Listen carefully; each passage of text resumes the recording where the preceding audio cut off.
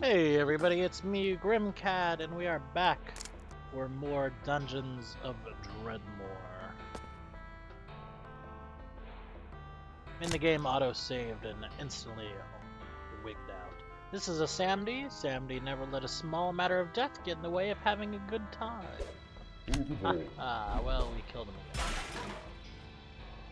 Don't really care about the potions, don't really care about the ingredients or reagents, because, you know, I do zero crafting with this character. I don't even care about that tomato, it doesn't give me enough health. Ooh, he's shooting us. We take him out pretty quickly.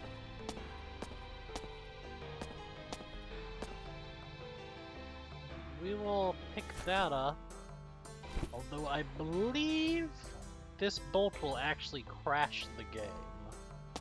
There's a couple of things that will crash the game. I know there's one crossbow bolt that will do it that does some sort of fire damage. I think it might be that one. But we can still sell it. Okay. We want that.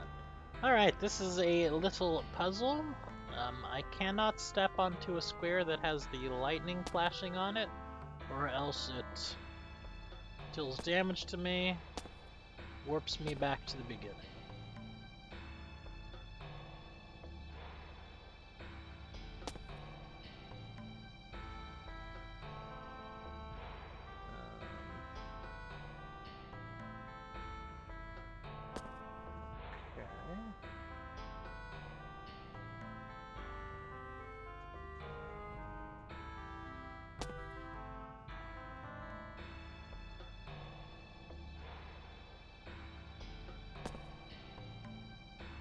That easy? No, it's not.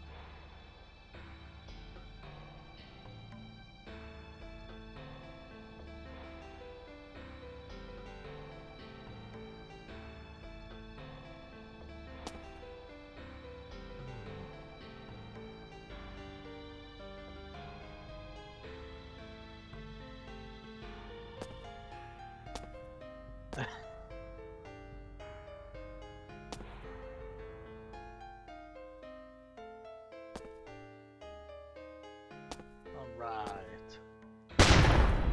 And then it stops doing damage to us. So now, we'll just drop this crappy wooden sword.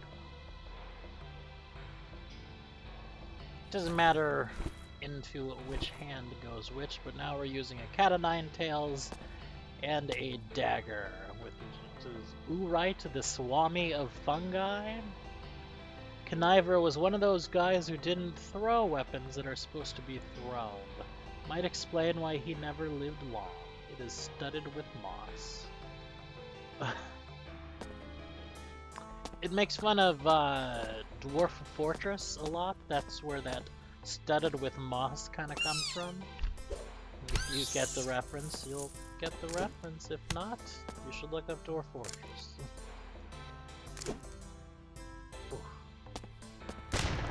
Ugh, so many traps. If I were using the mouse, you purposely go around traps, but you move a little bit slower. But if you use the arrow keys, you go right through traps, but you move a little quicker. Hog Omsi, the Archon of Communism. It's actually gives us a good bit of defenses. It gives us one as existential damage type. Does it exist or not? We don't know, but your weapon may inflict it on somebody if they exist. It is not affected by their armor, if it exists. This tooltip is now going to go off and question its existence. Read Heidegger and weep piteously into a bottle of Dr. Sanin's New-Aged Pilsner.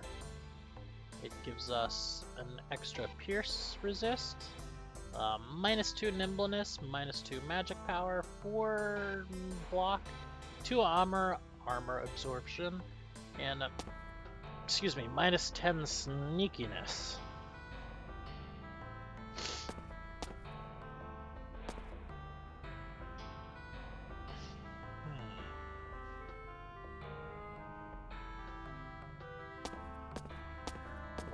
control there for a second. That's actually a bug that's never happened to me. We're gonna go ahead and reproc our meat shield. I see it does look like we're losing some on it. So we're gonna keep on a lookout for some alcohol and drink the alcohol. And like I mentioned before, alcohol actually gives us our mana points back.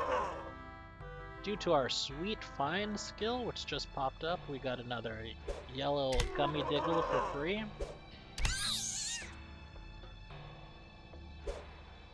I don't use a lot of those first floors. We're doing a ton of damage. As you can see, we're absolutely wrecking everything in first hit. Oh, okay. Now here is something a little bit different. This is a sort of, it's not quite a unique diggle, but it's like a champion diggle. It's a commander diggle. You occasionally get things with different colored skins. They're commanders. They generally lead a troop of the same type, and a little bit tougher, but not much. This is the commander of Lord Dreadmor's 60th Brigade, the Neo-Cubist Groupies. Very interesting. And when you kill the commander, all the other people in the group flee. Come on.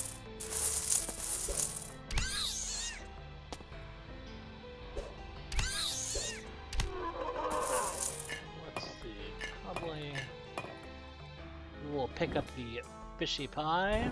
We will pick up the meat cube pizza, which unfortunately is one of those ones that doesn't look very good. We will search the barbecue. We found a double cheeseburger. It automatically tosses it into our inventory.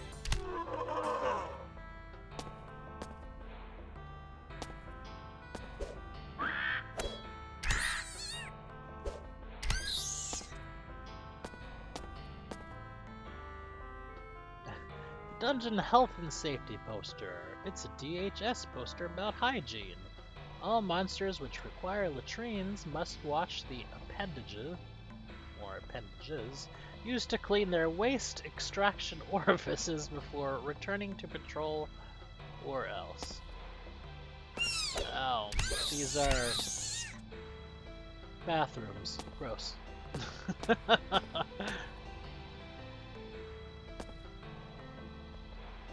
Construction permit and finance warning. By the order of Lord Dreadmor to be constructed in this space, one executive lavatory consisting of 2 executive lavatory suites and 1 vending area consisting of 2 food and 2 drink vending machines is to be installed. Provided finances are to be used only to purchase construction supplies from the pre-installed Crafty Craft vending machines for unforeseen construction needs. That a monster, minion, employee, interloper, adventurer, or other party who takes the provided finances for any other purpose will be tortured to death, reanimated as an undead being capable of feeling pain, and tortured into re-death. Well, since Dreadmor's already out to kill you, it can't hurt to help yourself. That's pretty terrible. I mean, you're gonna kill someone by torturing them, reanimate them into an undead form that feels pain, and then re-torture them. There's a beer, we're gonna drink it, and we are fueled by booze. So we're regenerating. It's a critical hit. And we got a critical hit. And a little voice says when you do a critical hit. I'm just dropping these softballs. I'm never gonna use them. Drink from the fountain. It's cold, which gives us Hyperborean empowerment, which is 2 cold damage and 6 cold resist. Whoops, didn't see that guy there. We are just about finished clearing floor 1.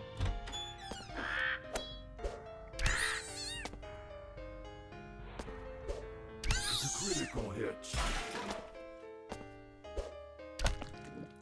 Oh, interesting. That whip punishment that occasionally goes on people must be from this cat of 9 tails. Huh. I don't know what it does, because far as I know, there's no way to look on what's affecting other people, but still, that's pretty interesting. There's a commander, we'll save him for last. Or second to last, the blue Gummy Diggle. I think there's one more kind of Gummy Diggle, but I'm not 100% sure.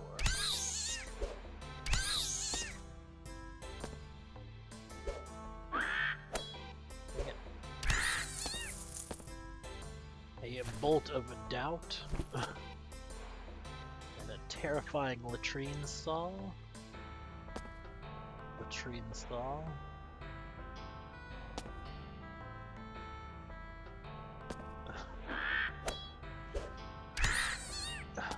This latrine reeks.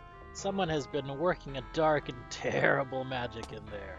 Squeak! Krong! It's full of dead koalas and velociraptors. This stall is occupied, and from the sounds of it, the monster inside is going to be in there for hours. Best to move on. A foul purple miasma leaks from the vents at the top. Best not open it, lest you get a bad thought from the smell. The sign on the door reads, "Abandon hope, all ye who enter here." Pull to open. It's got a lot of humor to the game. Okay, the sounds of machinery, not 100% sure what that did.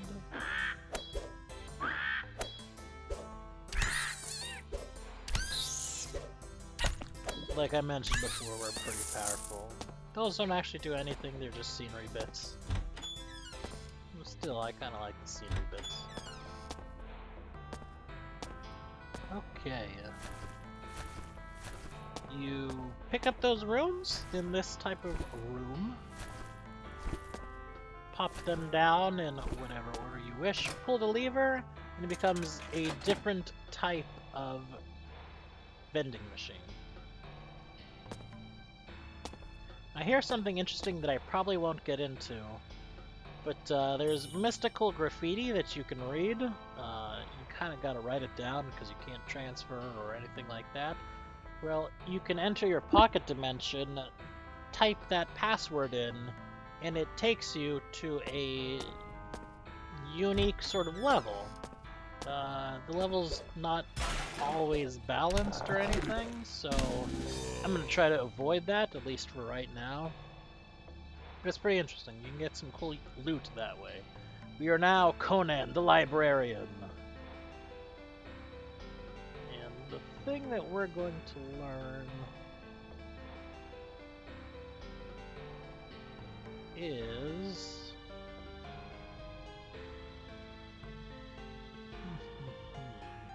Now, we're gonna do push-ups. When Chuck Norris does push-ups, he doesn't push himself up, he pushes the world down. Very nice.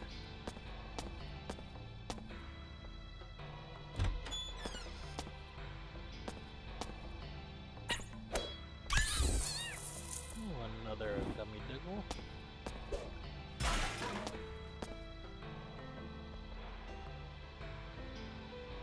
Zui Oak, the provocative wisdom. This robe is so out of fashion that only a great magician could wear it. It is studded with abusium. Okay, and the way we would get that one is those levers are actually teleport levers, and they teleport you to the other side. You pull one, yada yada yada. Okay, this is the last bit of the room right here. Whoops. Set of bunk beds and closets with robes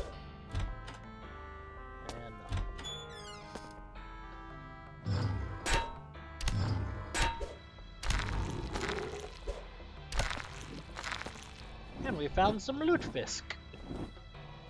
Lutefisk.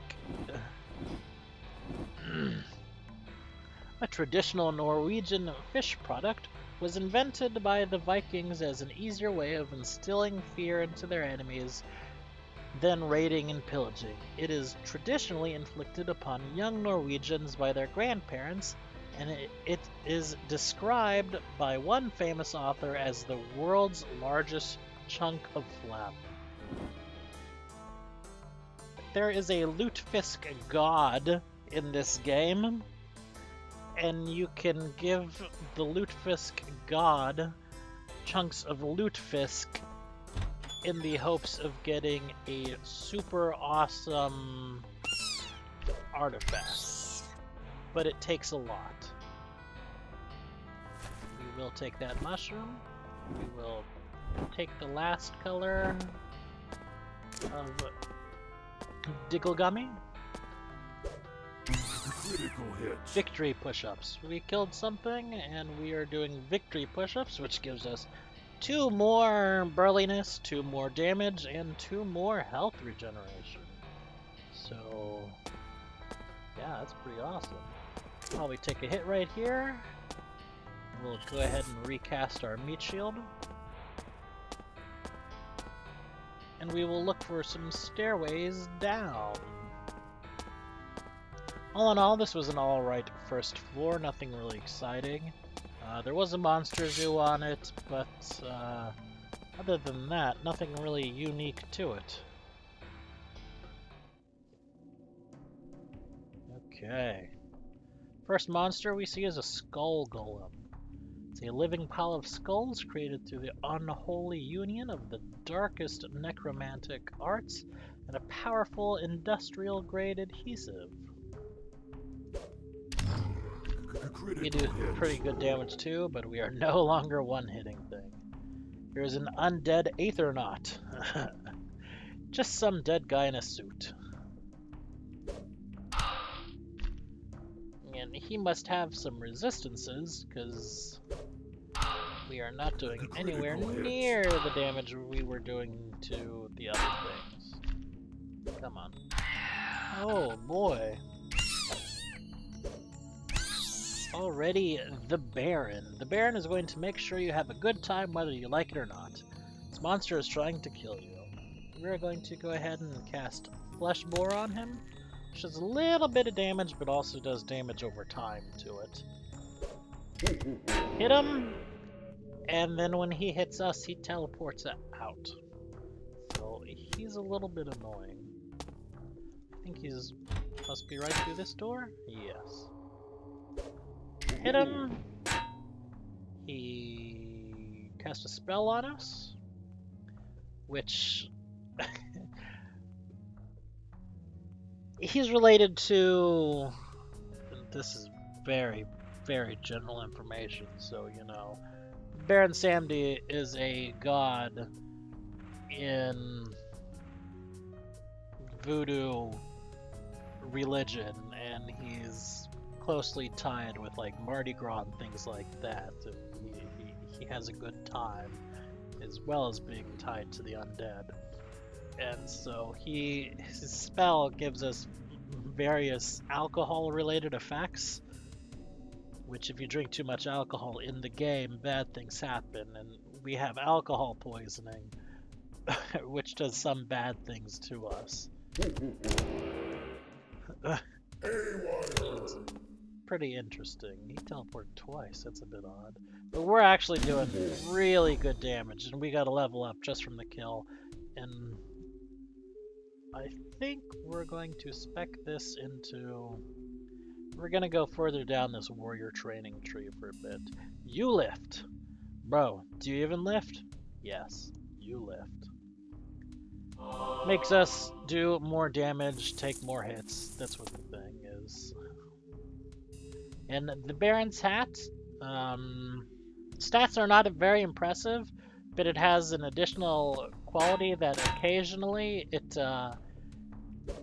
gives you alcohol. So you get the bonuses from drinking alcohol, the mana restoration, without actually having to drink anything. That's pretty interesting. Clockwork Ravager. Oops. Oops. I'm not real worried. We better recast our meat shield though. We'll pick up that mushroom too. This one was peaceful. I don't care. We'll go ahead and pick up this yellow candy vodka too. Just in case our mana gets low. Ooh, mommy, I killed it already. But this is death. With a DETH. A terrifying phantasmal reaper with a menacing scythe.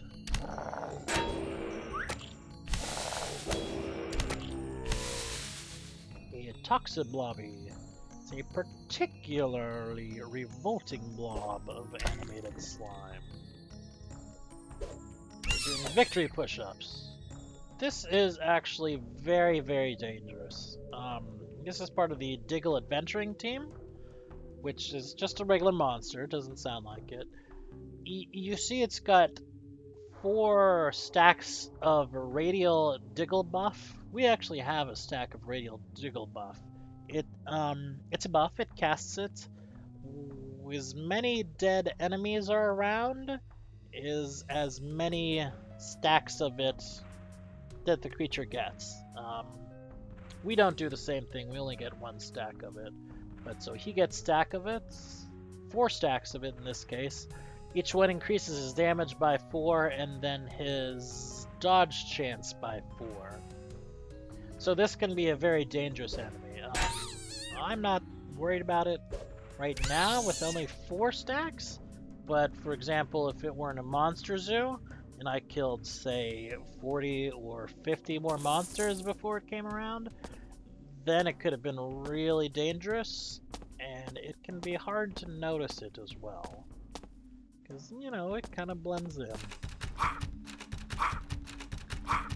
Trying to kick the door down and taking some damage while doing it, that's one of my favorite things. Alright. A Digglesmith. Soot-covered Diggle. Come just from the forge.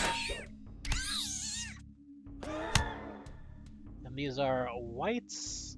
Lovely. It's a levitating, spell-casting spell. They're a bit annoying. They have very little HP. But, well, they cast spells at us from a distance. Critical hit. And generally try to stay away from us, although all their movement is a little bit random. And it was actually a commander, and the 49th platoon, the Nebulous Pentagram. Interesting. There was a zombie that was peaceful, but we're not going to let it be peaceful. We're going to bash down these statues. Now they're giving us 200 points of experience, because we're on level 2. Now, that is a mysterious portal. Those things are scary. Just like popping in a number into the pocket dimension warps us to a random place that is not necessarily scaled to our level. We're gonna eat this blue cheese right now and just go ahead and heal up a little bit. You know what, actually we're going to cast our Knit Tissue spell. And it did a little bit of health for us right there, but it also gave us a healing wound, which increases our stubbornness by 3. And gives us 2 additional regeneration per turn, so right now we were doing about 2 a turn. So it's not bad for the regeneration, but not great. I noticed our meat shield fell off. It's probably gonna fall off a lot and I'm not gonna notice it. If that bothers you, I'm sorry. Here is a god that is in one of the mods. Which I forget what it is.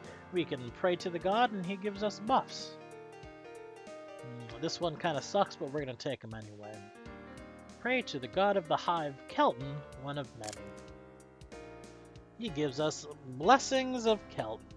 He gives us 10 resistance to putrefying, minus 10 dodge chance, which our dodge chance is going to suck anyway.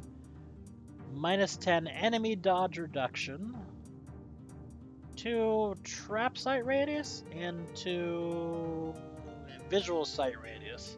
So he kind of sucks, but having a god is better than having no god. Doesn't do anything else other than give us that buff. But still, it's a pretty cool buff. Not a lot of things do.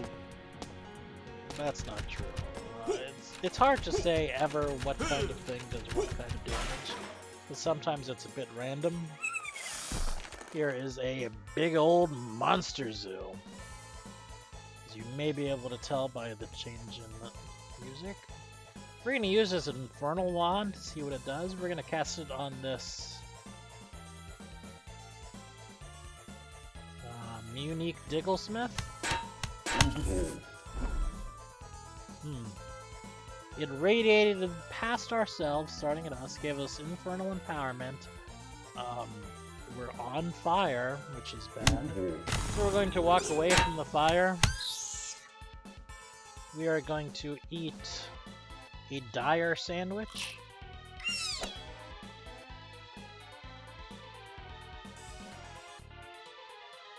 Okay. And then we're just going to continue on.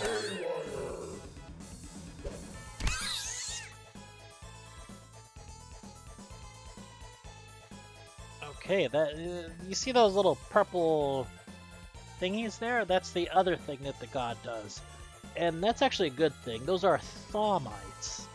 Those are magical sort of insects, nano, yada yada. Only nano machines in a digital or magical world. And when an enemy jumps onto it, they take massive damage over time. After they die and a few turns expire, the nanites come back so another monster can get on it. So that's pretty nice. Do we still have... We do still have meat shield up. I can't tell for how long. But we are still regenerating naturally. He's got a Thomite infection. Critical hits. I'm gonna be okay until we get down to about 20 health or so. And then I'm gonna see about running away. This is Puan Night, the Morning's Bilge Rats. Cloud Gremlins, riding clouds, out for adventure in shocking times.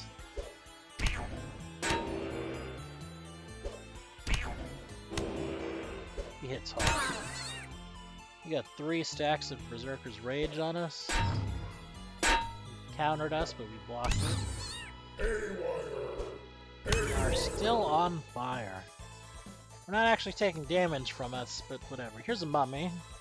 Popular misconception that the creation of a mummy requires days of back-breaking labor and preservatives. A talented necromancer can knock one up with a fresh corpse, a plunger, and a large quantity of toilet paper.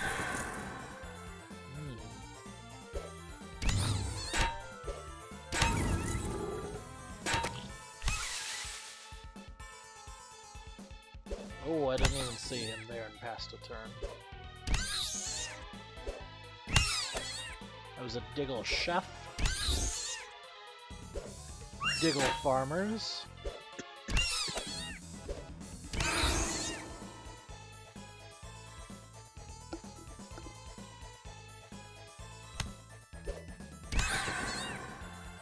Doing a lot of damage.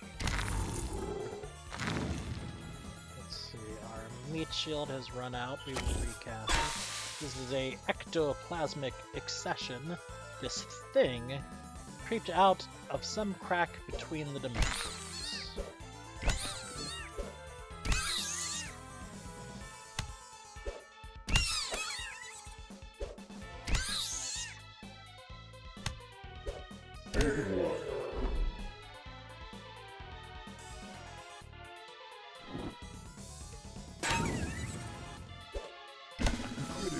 Hooray! We've leveled up. When you level up, you also gain full health and mana. We're gonna go ahead into this other tree for a tiny little bit. My time is actually up. Let's see what this one is. Shot for shot. Gives us a bit of regeneration, tiny bit of armor, and some deflection chance. Stone Secret gives us some resistances. We're still going to take it though, because I want to go ahead and go into some of these other utility attacks. These are like a seismic uppercut's sort of a ranged attack. But that is it for this episode right now. We're going to kill this to death. And now that nothing is actively trying to kill us, except for that guy. Step right there. Anyway, we are going to save and continue, although we will not be continuing right now. Thank you everybody for watching episode 2 of the Dungeons of Dreadmor on this run. Please like, comment, subscribe, all that jazz. I hope you have a great day, and peace out.